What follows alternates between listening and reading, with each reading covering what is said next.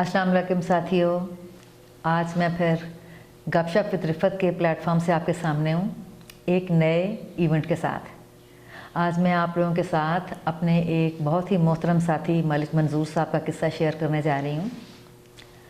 वो बताते हैं 3 भाई थे और उनके वालिद साहब की वफ़ात हो गई। ये 1985 का वाक़या है जी, उन्होंने बताया। और उस वक्त मंजूर साहब की उम्र 17 साल थी। उनका फैमिली बिज़नेस पेंट्स के साथ रिलेटेड था और पूरे पाकिस्तान में बहुत वसी कारोबार फैला हुआ था, जिसको अब उनके बड़े भाईजान लुक आफ्टर कर रहे थे। सारी फैमिली वक्त के साथ प्रेशराइज़ कर रही थी कि अब तुम बड़े हो चुके हो, तुमने मैट्रिक कर लिया है और तुम्हें अब बिज़नेस की तरफ आ जाना चाहिए। लेकिन मेरा एज सच उस वक्त कोई इंटरेस्ट नहीं था और मैं तवज्जो नहीं देता था। घर वालों के बहुत प्रेशराइज़ करने पर मैंने उनके सामने एक शर्त रखी, इट्स ऑल राइट, मैं काम करूंगा लेकिन इससे पहले मैं बाहर घूमने के लिए जाना चाहता हूं। बड़ी हैरानी की बात थी कि घर वालों ने कोई चून चरा किए बगैर मेरी शर्त मान ली और मुझसे मेरी मर्ज़ी के मुताबिक बैंकॉक का टिकट अरेंज कर दिया और तमाम वसाइल अरेंज करके मुझे दे दिए और बैंकॉक पहुंच गया। वहां पर जाकर एक होटल में मैंने स्टे किया और अभी 2-3 दिन गुजरे थे। नाश्ते की टेबल पे बैठा था, एक शख्स आया और उसने मुझे बहुत रूडली मुझसे बात की और उसका बिहेवियर बहुत अनोइंग था। मैं उसको चूँकि जानता नहीं था, लेकिन मैंने उसको रिस्पॉन्ड करने के लिए मेरे पास टेबल पे ग्लास पड़ा था जो मैंने टेबल पर उछाला। वो स्पॉन्टेनियसली उसी वक्त उस लड़के ने हाथ टेबल पे रखा। किस्सा मुख्तसर, वो ग्लास उसके हाथ पे लग गया। वो थोड़ी सारी तल्ख कलामी के बाद वो शख्स वहाँ से चला गया। मेरे साथ उस वक्त होटल में जो शख्स था उसने कहा कि यार, यहाँ का सिस्टम फ़र्क है, अभी तुम यहाँ की सूरत हाल नहीं जानते, अभी तुम अकेले हो और नए नए आए हो। ये शख्स गया है, ये जाके अभी अपने साथ एक डॉन टाइप एक बंदा और उसके साथ 8-10 लोग आएंगे। ये तुम्हें भी नुकसान पहुँचाएंगे और मेरे होटल का भी नुकसान करेंगे। तो बेहतर ये है कि तुम जाओ इसके पीछे और जाके माजरत कर लो, बाहरी मामलात को सेटल डाउन कर लो। मैंने उस वक्त कहा कि जब मैंने कुछ ऐसा किया ही नहीं तो मैं ऐसा नहीं करूँगा। वो मुझे बाद में मालूम हुआ, बहुत सारे लोग जो पर्टिकुलरली साउथ ईस्ट एशिया से जो लोग बैंकॉक जाते थे, वो लोग मज़दूर तबका, ज़्यादातर अनपढ़ लोग होते थे, जिनको ये तक नहीं मालूम था कि वहाँ जाकर वहाँ के कानून के मुताबिक वो वहाँ पर काम नहीं कर सकते। तो जब ऐसा शख्स कोई जाएगा तो ज़ाहिर है वो बेसिकली किसी ना किसी नेगेटिव एक्टिविटी में इन्वॉल्व होगा। गरीब बंदा फौरी तौर पे जाने के बाद वापस आने का इतनी जल्दी प्लान करके नहीं जाता। हर मुल्क का एक ना एक चौधरी होता जो अपने लोगों को घेर घार के अपने एक सर्कल में एडअप कर लेते और फिर वो अपनी गुज़र औकात के लिए चंद दिन गुजारने के बाद जब उनके पास मौजूद वसाइल ख़त्म होते तो वो उनके साथ मिलकर नेगेटिव एक्टिविटीज़ में इन्वॉल्व हो जाते। इसी तरह उनकी ज़िंदगी का निज़ाम चलता था। वो शख्स वहाँ पर गुस्से की हालत में वहाँ से निकल गया और थोड़ी देर के बाद एक शख्स मैनेजर के पास आया और उसने उसे कहा, इस बच्चे को शाह साहब ने बुलाया है फ़लाँ फ़लाँ टाइम पर। मैंने उसकी बात मानने से इनकार कर दिया और जब वो मुकर्रर करदा टाइम जो उन्होंने बताया था, जब मैं वहाँ नहीं पहुँचा तो वो शख्स 8-10 लोगों के साथ उसी जगह पर आन पहुँचा जहाँ पर मैं स्टे किया हुआ था। मैं रूटीन के मुताबिक उस वक्त दोपहर के खाने पे बैठा था, तो वो उसने आके बड़े गुस्से में टेबल को नॉक किया और मैंने उसकी तरफ देखा। वो तकरीबन एक अराउंड 50 आदमी था। मैंने खड़े होकर उनके साथ मुसाफा किया और उनको अपना तारुफ करवाया कि मैं मलिक मंजूर हूँ, मोहतरम आप। उन्होंने बहुत गुस्से में कहा, तुम्हें मैंने बुलवाया था। मैंने खड़े होकर उनको कुर्सी पेश की, इज़्ज़त से उन्हें बैठने के लिए कहा। उनके साथ जो 8-10 लोग आए थे उनसे कहा कि यहाँ कोई तमाशा नहीं हो रहा, तुम लोग यहाँ क्यों खड़े हो और आप लोग यहाँ से जाएं, मैं शाह साहब के साथ बात करता हूँ। और मैं उनके सामने बैठ गया। मैंने चाय का ऑर्डर दिया और इससे पहले कि वो मुझसे कोई फर्दर सवाल करते, अपनी डिस्कशन में एंगेज करने की कोशिश की। मैंने उन्हें बताया कि शाह साहब, हम मलिक कहलवाते हैं, तो आप वो लोग शाह साहब कहते हैं। आप सैयद शाह हैं या और बहुत से लोग भी हैं जो अपने आप को शाह कहलवाते हैं, आप सैयद हैं या कोई और किसी और कास्ट से आपका ताल्लुक़ है? वो शख्स मेरे बिहेवियर को देख के बहुत हैरान था कि मैंने तो बहुत एक डिफरेंट टाइप की एंट्री डाली है। ये आगे से रिस्पॉन्स ऑल टुगेदर डिफरेंट, इतना कॉन्फिडेंट, इतना ठहराव वाला। बहरहाल میں نے دوبارہ کنٹینیو کیا. میں نے کہا کہ دیکھیے میں اس لیے کہہ رہا ہوں کہ میں اگر آپ چاہیں تو میں ابھی پاکستان فون کروں گا اور آپ کے 10 لوگوں کے ساتھ ملاقات کروا سکتا ہوں جو کہ آپ کو بتائیں گے میرے بیک گراؤنڈ کے بارے میں. میں just for the sake of information میں نے آپ سے بات کی ہے. ان دا مین ٹائم اس کے ٹیمپرامنٹ میں چینج آیا اور اس نے بڑے آرام سے جواب دیا کہ ہم لوگ سید شاہ ہیں.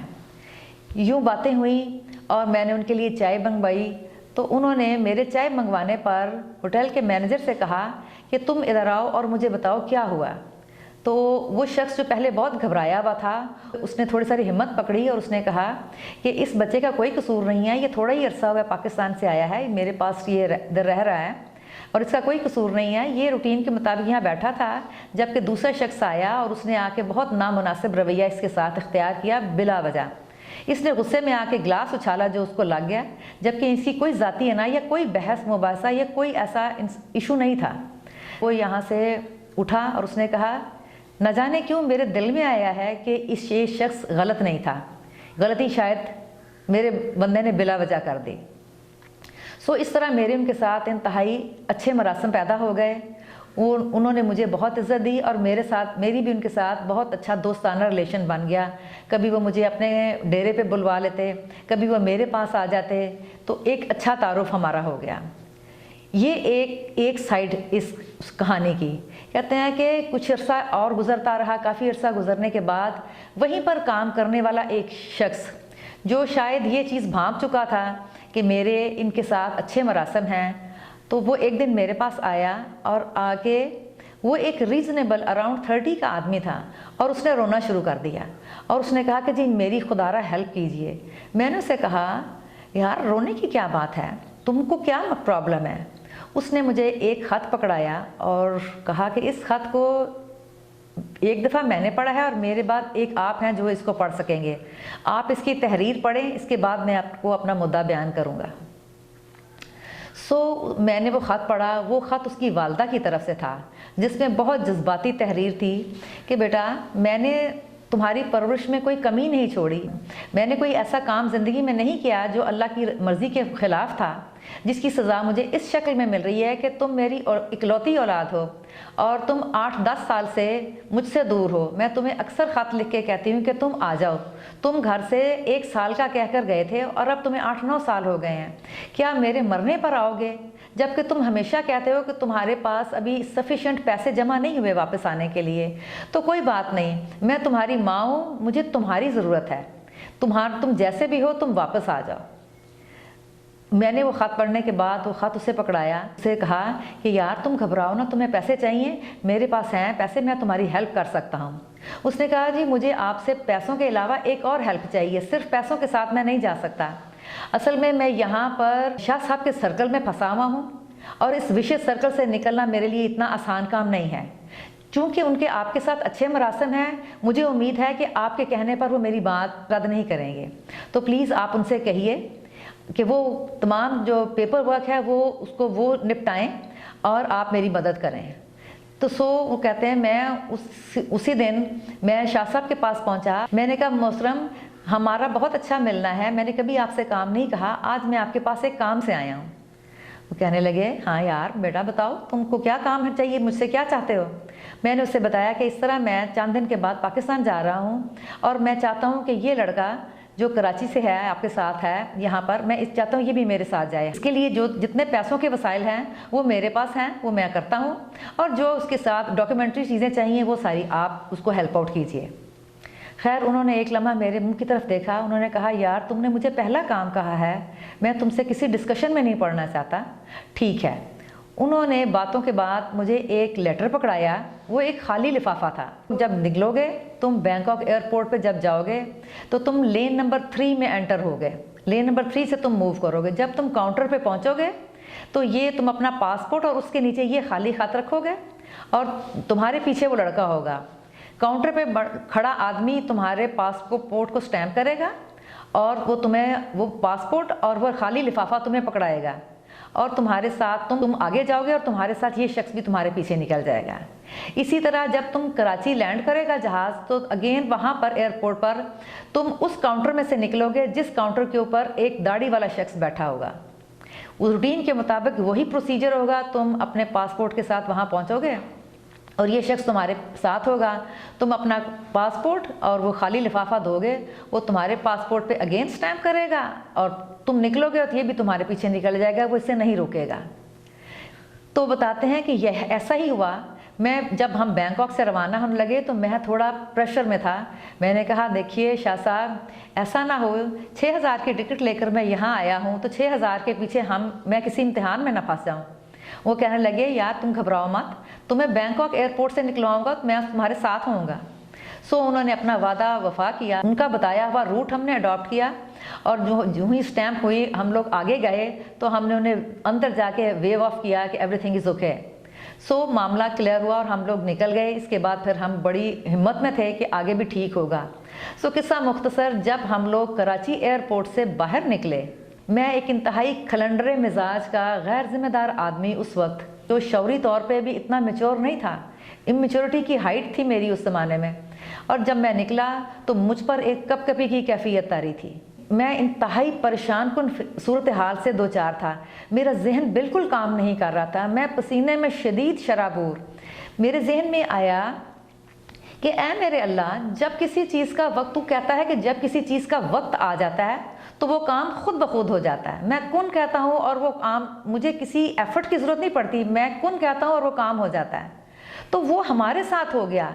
मैं इतने वसाइल के साथ और अपने पासपोर्ट के साथ सैर करता हुआ निकला और वो शख्स एक खाली लिफाफे पर बग़ैर वसाइल के, वो मेरे साथ 10 साल के बाद वापस अपनी उस जगह पर जहाँ पर वो आने के लिए बहुत साल से कोशिश कर रहा था, वो एक खाली लिफाफे पर ट्रैवल करके पाकिस्तान आ गया। बहुत अरसा ये वाक़या मेरे जहन पे सवार रहा कि, और तब से मैंने ये बात मेरे जहन में हमेशा के लिए बैठ गई कि वाकई अल्लाह ताला बहुत ताकतवर है। अल्लाह ताला का तमाम निज़ाम एक हिकमत पर मबनी है, उसकी टाइमिंग्स हैं। तो जब किसी चीज़ का टाइम आ जाता है तो वो चीज़ ऐसे होती है जिसके लिए हम पहले से बेपनाह कोशिश कर रहे होते हैं और वो चीज़ें डिले होती हैं। जब उसका टाइम आता है तो वो ऐसे चीज़ें लाइन में होकर अपने एंड तक पहुंचती हैं कि इंसान हैरान रह जाता है। और ये वाक़या भी जब उन्होंने मुझे बताया तो मेरी भी कुछ कैफियत उनसे अलग नहीं थी कि वाकई एक शख्स पासपोर्ट, वसाइल और तमाम तर लवाजमात के साथ बाहर निकला और दुनिया घूमकर वापस आया, और एक शख्स एक खाली लिफाफे पर बग़ैर किसी वसाइल के अपनी मंजिल मकसूद तक पहुंचा। तो साथियों, यही मेरा, जैसे मैंने आपसे बताया कि मेरी हर कहानी का हीरो मेरा अल्लाह है, तो अल्लाह ताला ने अपनी ताकत को एक दफ़ा फिर साबित किया। मुझे उम्मीद है आपको लिए ये कहानी ज़रूर कोई ना कोई मकसद लिए हुए होगी। तो इंशाअल्लाह ताला मैं फिर नेक्स्ट टाइम आपके साथ इसी प्लेटफॉर्म पे फिर कई नई कहानी के साथ आऊँगी। मुझे आप लोगों के कमेंट्स का इंतज़ार रहेगा। शुक्रिया। अस्सलाम वालेकुम।